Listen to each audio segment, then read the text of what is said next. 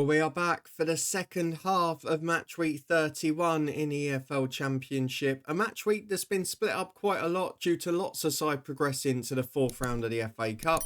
They're in action this weekend and good luck to them. But for now, we're going to focus on the 5 remaining EFL Championship games. We're going to preview and predict the scores across those matches on Saturday and Sunday. And as always, I'll encourage you to do exactly the same in the comments below. If you beat or match my overall score, you will get a shout out in the next recap as we return here on Sunday evening for a full midweek fixture list. But before we worry about that, or even go and look ahead to the second part of Matchweek 31, we've got 2 recaps to go through to give a few of you a shout out. Because if we go back firstly to Matchweek 30, the full fixture week from last weekend, there were plenty of shocks and surprises. Watford losing at home, Leeds United getting 7, nobody quite predicted that. Another 0-0 involving Burnley, which weirdly very few of us predicted. But overall, I managed to get 9 points with perfect scores for Blackburn and for Sheffield United's wins, and 3 others for the draw in the Oxford-Bristol City game, and the wins for Leeds and Coventry. That put me in joint second as my good run continued in the matchday predictions. I was level on 9 with both Etienne and Marco, 2 of our regular players, so well done to both of you. But top of the tree on 11, the only person in double figures this week was Ojo, who managed to pick up 11 points from a weekend of surprises. Not a bad effort at all, that. If we move on to midweek and the first part of match week 31, we managed to pick up 7 points out of 9, 2 perfect scores on Tuesday night for the Burnley 1-0 win and the QPR 2-1 win, and then a point also for Leeds United winning at Coventry on Wednesday night gives me 7 points, which did put me top of the table for the 3rd time in 5 match days, and I haven't been outside the top 5. Can I keep the run going? Well, let's find out, because we've got 5 matches to get through this weekend, and I've gone for something a little bit bizarre, which we'll reflect on at the end. We start with the early kickoff on Saturday, which is Sunderland versus Watford. A big game in particularly for Sunderland, who have got themselves in that 4-horse race at the top. A massive win on Monday night at Middlesbrough. A great advert for the Championship, live and free to air. It was great to watch. And to be honest, Sunderland looked at their brilliant best on the counter-attack. It wasn't a continuous dominant display, which you wouldn't expect against Middlesbrough. And although they gave up a few chances, defences certainly weren't on top in that match. Middlesbrough were leaky at the back and Sunderland took advantage. They created chances in good areas. They looked a real threat on the counter. Did well from set pieces at times as well. It was just a really good game and a good away performance. So a massive win for them. After the disappointment of the home match against Plymouth, important they bounced back and picked up points. And that just about keeps them in that race for second. 3 points behind Burnley and Sheffield United. For Watford, it's been a tough old run, hasn't it? They're still only 3 points off the playoffs due to the nature of the Championship this year. But defeats in succession and 2 at home in a row, which is very unlike them. It's a really worrying time for Tom Cleverley and his team, because away from home, Watford have been pretty poor all season. They've relied on that home form, which is now drying up. They're just hitting a little bit of a rough patch. And obviously, getting Bayo sent off, not only their main goal threat, who's going to be suspended now, but also the fact that they were then left to try and hang on for 55 minutes, which of course they only managed for 5, did leave them in a really difficult position. But still, they're in a far better position than previous seasons, and I don't think it's time for them to pull the trigger just yet. However, we know Watford work in a bizarre way, so it wouldn't rule it out. Sunderland have had a decent transfer window as well. I think they're in a really good position. Look, the Championship throws up surprises. We saw that in Sunderland's last home game, but I have to stick with a form book on this one and go for Sunderland to win at home by 2-0 against Watford. The other early kickoff on Saturday lunchtime is Tony Mowbray's West Bromwich Albion, who face a resurgent and high-flying Sheffield Wednesday, unbeaten in 3 after a defeat at Leeds United, albeit with a couple of draws. They even gave Luton an away point. What a shock and horror that was. To be fair, it was due to Thomas Kaminski's performance, because Sheffield Wednesday absolutely battered us from start to finish. Gave up a goal to a screamer, which is just one of those things. And then after that, we're just dominant. So definitely deserve the point, probably deserve more. They're playing well. They're having a good season. Yes, a few too many draws in there probably for Danny Rose like him, but they're 2 points off the playoffs. They're not even looking at the bottom half of the table. And when you consider where he took over, a third of the way into last season, the job he's done is up there with anyone in the Championship. For West Brom, well, we all thought the train was going to start after that 5-1 win against Pompey, but the away deficits and the away vulnerabilities have just opened up again because a 2-1 defeat at Plymouth, a game I actually ended up watching most of last Saturday, a really disappointing display, you have to say. They didn't really get the chance to dominate the match, and while they had a lot of possession, and probably a draw would have been a fair result on another day, they did give up a few silly chances, and they didn't go and create bundles against Plymouth, which, despite them being competitive at home most of this year, most sides have been able to do. They've been able to open them up, and that just didn't happen in this game. So, really frustrating, especially from a winning position, the way in which they sort of sat back and had it turned around. I think West Brom will be looking to bounce back, and at home, you'd normally suspect they would. They'll probably be a little bit more aggressive, as we saw last time, than they were under Carlos Corberán. Sheffield Wednesday have been conceding goals this year. That QPR game, a very rare clean sheet for them. So I think it'll be competitive. I could easily see a draw in this game. I'm going to stick my neck on the line with a West Brom win by 2-1 to stay in that top 6. Let's move on to the 3 p.m. kickoffs and a side that have returned to form against a side that have dropped right out of it. It is Norwich City versus Derby County. Norwich with back-to-back wins, both emphatically at home to Swansea and pretty well away on the road at Watford, where they had to break down 10 men. Josh Sargent is back and in form. And to be fair, they probably could have scored more. It was a really good performance from Norwich, albeit you would expect them to dominate over half the game with an extra man. But to have your star striker back and scoring goals can only bode well in a playoff push, because they're back within 2 points of it after back-to-back victories. Look, the only games they've lost in their last 6 were away at Sheffield United and Leeds, and they're games that most sides are going to lose this season. If you're looking to get in the top 6, you've got to win the games against the teams chasing the playoffs. And when they've played the likes of Coventry and Watford, they've managed to do that pretty well.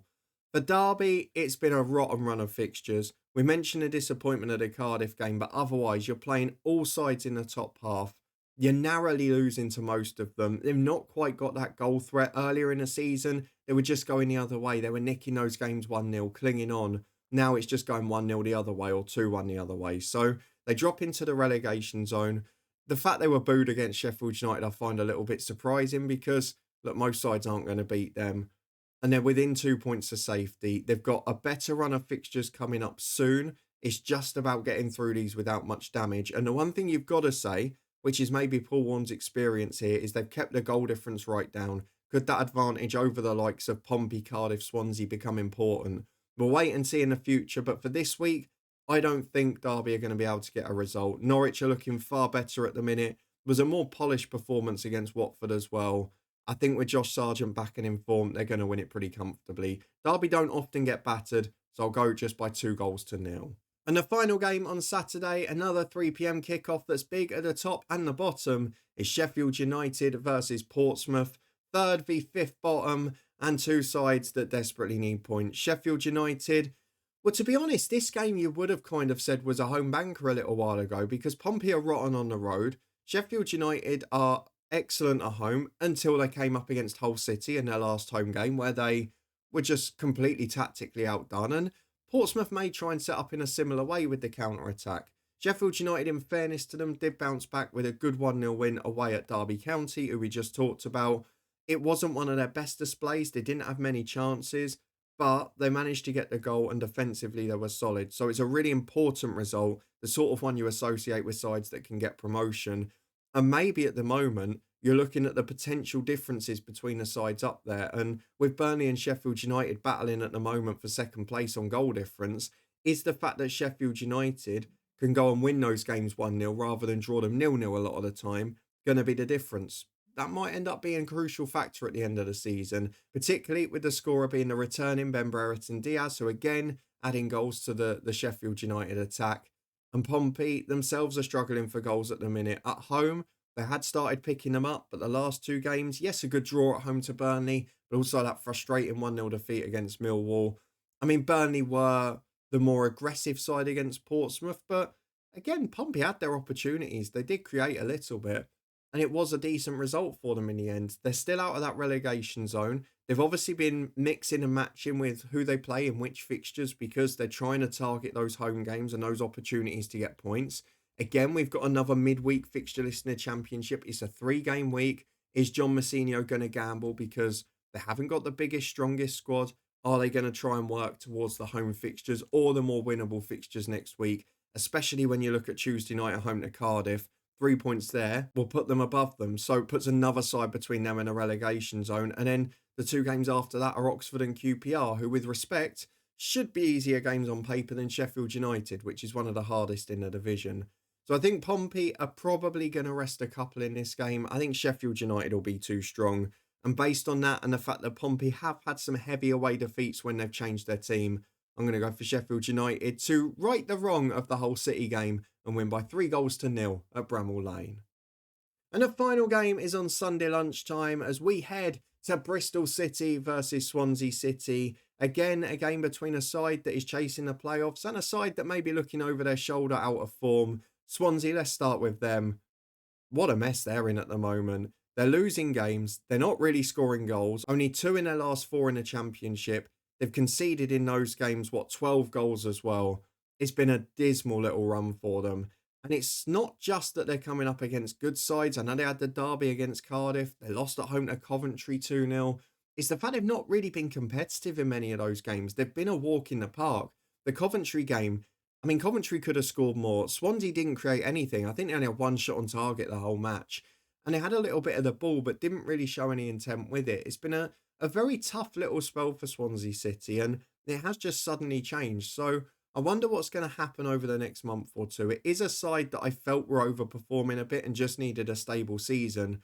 But that risk going wrong now with teams picking up points below. You've got new managers in at sort of Luton and Hull. Cardiff are picking up again. Pompey are starting to win home games. Even Plymouth have picked up some points. And with Mark Robins getting his worst win at Stoke, you're looking below if you're Swansea and thinking, there's not many teams out of form or without a chance to improve here. Are we going to be dragged into a little bit of trouble? Bristol City will be hoping to do that while strengthening their own playoff push. They've got one of the highest draw rates in the Championship, 12 overall, just behind West Brom, Preston and Burnley. But they'll probably be quite happy with their draw at Oxford United, having played with 10 men for an hour and 9 men for the final 5. To come from behind against Oxford was a really strong effort. Yes, they had to defend for their lives. They didn't create many chances, but it was a really important moment for Bristol City to avoid defeat in a game like that, to show yet again something I say has improved this year. They've got a stronger underbelly. They can grind out results, and Bristol City have not been able to do that since we've been starting these Championship predictions. So really impressive sign for them. It's 3 unbeaten now. Coventry, their only defeat in the last 5 in the league. And all of those games have been narrow. They've been able to stay in them and keep themselves within 2 points of that top 6. While that might be a tough ask for the end of the season, an out-of-form Swansea is a team that could easily blow the form book. We've seen games like this cost us in Championship predictions so many times. But I'm going to complete the infamous clean sweep, and I am going to go for Bristol City to win by 2-1 at home to Swansea City on Sunday lunchtime. So with that out the way, let's have a quick recap of what I've gone for in part 2 of Matchweek 31. And when I say clean sweep, I mean 5 games, 5 home wins. I've taken a bit of a gamble here. No Championship favourite scorelines, no draws, no away wins, all home victories. And I know on paper, you've probably got on form 4 bankers in there. Normally when we've said that before, such as Sheffield United versus Hull City, it all normally goes pretty wrong, doesn't it? We'll see what the outcomes bring. Let me know if you agree or disagree with my predictions in a comment section below. If you want to get involved, then chuck your scores in a comment section. And if you beat or match my overall prediction score, you will get a shout out in Sunday's recap when we look ahead and return for a full midweek fixture list in the EFL Championship. I hope you're looking forward to that. Thank you very much for watching. If you did enjoy this video, chuck a thumbs up on it. Subscribe to stay up to date with everything from the channel. And we will return on Sunday evening to look ahead to Matchweek 32.